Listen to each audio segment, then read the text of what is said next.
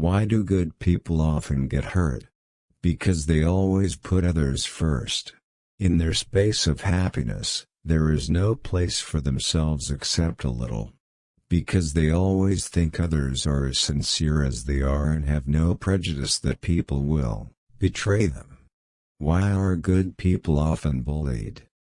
Because they never want to retaliate and only accept even if they are not the ones who started the matter.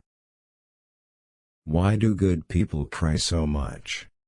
Because they don't want to share their grief and are used to self-medicating their wounds while praying to God. Why do good people never hate people who hurt them? Because they see that above all, God is the source of everything. If God does not enable it, how can one go against God's will? This is also why good people don't have a closet of grudges.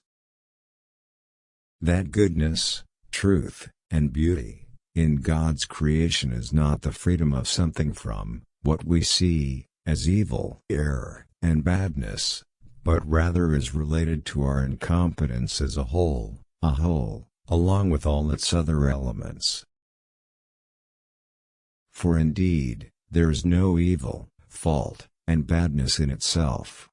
There are things that are not in place or separated from their balance with others. For all that God created is inherently good.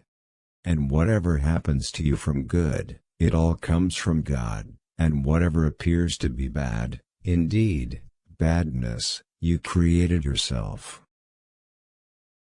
The pursuit of happiness gives rise to disappointment. Considering big self gives birth to loneliness. Piling up the treasures gives rise to a constant sense of deprivation. Hunting for power makes us weak and needy in others. Indulgence in strength is a sign of defeat to the lusts of wrathful numbers. All that is most desirable in the world does not exist. Live forever, we must die.